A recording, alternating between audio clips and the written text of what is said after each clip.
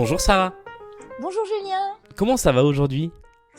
Écoute, très bien, et toi? Bah écoute, tout va bien, jusqu'ici tout va bien. Merci d'être dans cet épisode du podcast à la maison. Non, merci à Euh, toi. alors la première question que je pose à tout le monde, c'est toujours la même. Est-ce qu'il y a un morceau que tu aurais envie qu'on écoute le temps du début de ce petit entretien? Alors, parce que je danse le swing et que j'aime Beethoven, je propose Swing on Beethoven de Philharmonics de Vienna Berlin Music Club. Alors, est-ce que tu peux me raconter un petit peu comment s'est passée ta journée, tiens, aujourd'hui, jusqu'à là, à l'heure à laquelle on enregistre, il est 14h30, c'est un petit peu plus tôt que d'habitude. Qu'est-ce que tu as fait jusqu'à maintenant? Mais écoutez, c'est un peu indiscret cette question, monsieur. Non, je plaisante. Mais non, écoute, moi je ne vois pas le temps passer. Paradoxalement, je n'ai jamais été aussi débordée, bien que confinée et donc bien encadrée. Je me suis levée tôt, comme toujours. Je suis une lève-tôt. J'ai fait un peu de sport, du yoga. J'ai pris mon petit déj. J'ai travaillé. J'ai quelques articles. J'ai encore cette chance, quelques articles à pondre. Voilà. Et je joue les podcasteuses sur mon compte Instagram, ce qui me prend pas mal de temps, Ouais. puisque j'y raconte l'histoire d'un musée une fois par jour et j'en annonce l'actualité. Voilà. Et donc là, je m'apprête à travailler à la story de demain. Et ça, c'est quelque chose que tu faisais avant le début du confinement ou que tu as lancé pour l'occasion? Non, écoute, je pense que inconsciemment, j'ai dû anticiper un ralentissement des rotatives. J'ai dû me dire, oulala, ça va ralentir du côté du journalisme. Ouais. Bon, j'ai encore cette chance, comme je disais, de pas être trop affectée pour le moment. Croisons les doigts. Et je pense qu'inconsciemment, je me suis dit, allez, il faut se lancer, il faut se lancer à corps perdu dans un nouveau projet. Et donc, pour moi, c'est l'occasion de combler quelques lacunes. Je ne connais pas toute l'histoire du patrimoine français par cœur, bien que je me spécialise dans l'art. Et voilà, c'est aussi l'occasion de rappeler au bon souvenir des musées qui finiront par rouvrir leurs portes. Ouais. Et dans ce cas, il faudra s'y précipiter. Voilà, j'espère. Et alors, du coup, comment ça marche pour toi? Donc, on est journalistes tous les deux, mais c'est vrai que moi, je suis amené à travailler en ce moment, exclusivement sur des sujets Je sur le t'entends. confinement et sur le coronavirus. Mhm. Pour toi qui est plutôt spécialisé dans la culture et dans l'art, comment ça se passe en ce moment avec tous les musées fermés, les établissements qui, du coup, n'ont plus vraiment d'actualité? Eh bien, ils ont une autre actualité. Ils ont une actualité numérique. Je dois dire que c'était assez impressionnant, ça l'est toujours d'ailleurs, de voir toutes les initiatives qui ont été lancées. Alors que ce soit en ligne, que ce soit sur les réseaux sociaux, que je fréquente là de plus en plus à la lueur du contexte actuel. Ouais. Non, je trouve qu'il y a eu un effort de mobilisation énorme, puisque les institutions mettent leurs ressources en ligne. Il y a un ralentissement évident. Je reçois beaucoup moins de mails. Je suis bombardée de coups de fil d'habitude. Je pense que ça, tu dois le sentir. Donc, d'un point Ouais, de bah vue oui, purement oui. pratique, bon, voilà, il y a un réel, une réelle décélération de rythme. Mais pour autant, voilà, moi, je constate quand même des efforts flagrants effectués de tous les côtés. Personne ne lâche rien et c'est assez encourageant, je trouve. Et donc, ce que tu continues à écrire, c'est par exemple sur comment les musées, les lieux d'art continuent à vivre pendant la crise? Alors pour pas tomber dans ce piège-là, c'est vrai que moi sur mon compte Instagram, je me suis dit bon, il faut écrire sur. C'est pas parce que les musées sont en sommeil qu'on ne peut pas parler, par exemple, de leur architecture.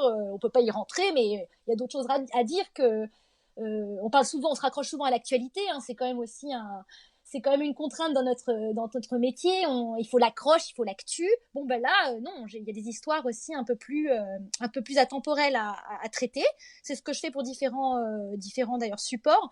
Au-delà, oui, bien entendu, des recommandations, les meilleurs podcasts, les meilleures visites virtuelles, puisqu'on parle de musées, les Mhm. meilleurs, voilà. Au lieu de ces top 5, top 10 que je suis d'ailleurs ravie de faire, parce que c'est un nouvel exercice qui est d'ailleurs très agréable, au-delà de ces sélections, non, il y a quand même des histoires autres à raconter. Et alors, donc, le travail occupe, comme tu disais, une bonne partie de ton temps. Est-ce que tu as trouvé d'autres petites choses? Alors, tu parlais du sport, par exemple, Ah pour oui, occuper les journées confinées. Comment tu fais pour continuer à faire du sport?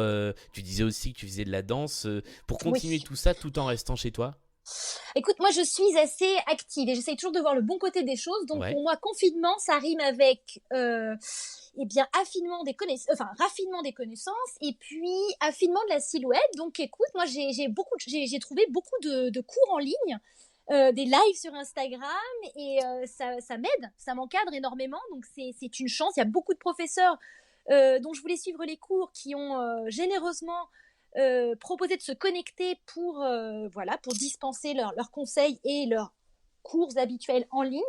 Et c'est un outil, je trouve, formidable. Donc, j'ai pas un espace non plus pharaonique. Hein. Je suis dans un appartement parisien que j'aime énormément.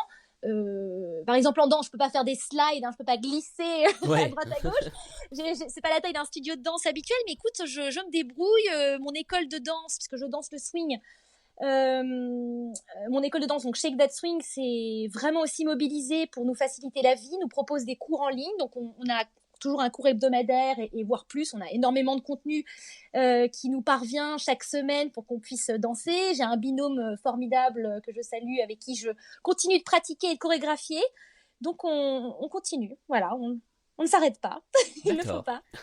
Est-ce que pour toi, il y aura, dans ce que tu constates dans la vie de tous les jours, dans les gens qui t'entourent, comme on le dit souvent, comme on le lit souvent sur les réseaux sociaux, un avant confinement ou un avant Covid-19 et un après? Ou est-ce que d'après toi, quand on va sortir, tout va recommencer comme avant? Je pense pas. Je pense qu'il y aura forcément un avant, un après. D'ailleurs, c'est drôle que tu poses la question parce que moi, j'ai lancé cette interrogation à mes followers sur Instagram et je crois que je t'ai même posé la question. Oui, Et après, donc, c'est différent parce que je dis quelle est la première chose qu'on a chacun envie de faire après et après. C'est la question que je pose et après, mais elle relève plus du loisir. Moi, j'espère que ça réinculquera des règles de vie. Le naturel revient souvent au galop, mais j'espère qu'on aura réintégré certaines règles de vie, de bienséance, d'hygiène. Voilà, faut attendre de voir. Je peux pas, j'essaye pas trop de me projeter non plus. J'avance tête baissée, je t'avoue, c'est pour peut-être le... rééchapper à des angoisses aussi. Ouais, c'est peut-être la meilleure façon en fait de pas essayer de regarder quand ça va se terminer parce que finalement on le sait pas du tout donc Ah non, oui, oui. le faire au jour le jour finalement c'est pas plus mal. Ah, complètement, mais c'est pour ça que j'ai instauré une routine, je bûche, je travaille, j'avance comme un bourriquet, et j'en suis ravie, avec une forme de rigueur, et pour m'éviter de me poser des questions, j'écoute bien sûr les informations, mais j'essaye voilà, de ne pas non plus me monter la tête. Sinon, vraiment, on s'expose à des angoisses aussi. Ouais. C'est très anxiogène. Hein. Ah bah oui. On a beau travailler dans l'actualité et les médias, on peut très vite être contaminé par le virus de l'info. Et le week-end puisque là on est vendredi donc normalement dans quelques heures tout le monde Ah bon? termine sa semaine de travail. Comment ça se passe le week-end? Tu changes de routine ou tu gardes le même rythme? Eh bien, alors, je continue mes Museum Stories le samedi. Ouais. Le dimanche, j'essaye de m'arrêter quand même un peu parce qu'il faut rester sain d'esprit. Non, non, mais il faut se détendre. Je lis. J'ai besoin de lire aussi. Je suis bibliophore, donc c'est bien d'avoir une journée pour me plonger dans des ouvrages, surtout des catalogues d'expos dont j'ai à rattraper la lecture. Ça, c'est formidable. Non, je relâche un petit peu. Le week-end est généralement consacré à la danse. Donc, je parlais de mon binôme. Normalement, j'ai rendez-vous sur Skype demain avec elle pour qu'on puisse travailler à notre chorégraphie. Ouais. Voilà, non, c'est toujours, bon, je suis toujours dans l'art, hein, mais je mets la main à la pâte là. C'est plus dans l'action qu'autre chose le week-end. D'accord. Bah écoute, on va passer à la toute dernière question puisque nous approchons des 10 minutes d'émission. Euh, Ton conseil pour passer le temps pendant le confinement de quelque chose à lire, puisque tu parlais des livres, ou à écouter, ou à regarder pour ces prochaines semaines? Ça, c'est dur. C'est dur comme question. Oui, Un bon plan confinement, eh bien, bon, alors, comme je disais, raffinement des connaissances, affinement de la silhouette, peut-être, à part lire, regarder des documentaires des films, hein, d'ailleurs, je vais quand même sur Netflix aussi. Hein. Je traite beaucoup sur Instagram, plus qu'avant. Pour l'esprit, je me tourne vers les musées, comme je le disais, parce qu'ils testent nos connaissances au travers de quiz sur leur compte. Oui, Pour c'est le vrai, il y a corps, beaucoup de quiz, ouais. ah oui. Ah Ouais. oui, c'est super. Vraiment, moi j'adore aussi les stories de Marmottan. Bon, j'aime beaucoup l'impressionnisme, hashtag passion Morisot et impressionniste. Donc voilà, je consulte beaucoup les comptes des musées. Et puis pour le corps, je suis tous les lives d'Aria Crescendo, qui est une prof de yoga que j'admire énormément. Voilà, pour préparer ma silhouette avant l'été, car je compte bien aller me baigner. C'est pas une raison pour ne pas travailler son summer body. Voilà. Exactement. Eh ben, merci beaucoup, Sarah, d'avoir Merci à papoté toi. pendant ces un petit peu plus de 10 minutes. Écoute, on se recroise, comme je dis à tout le monde, à la fin du confinement. Et puis, Oui. pour les gens qui écoutent ce podcast, on se retrouve demain avec un nouveau petit entretien. Salut! Salut.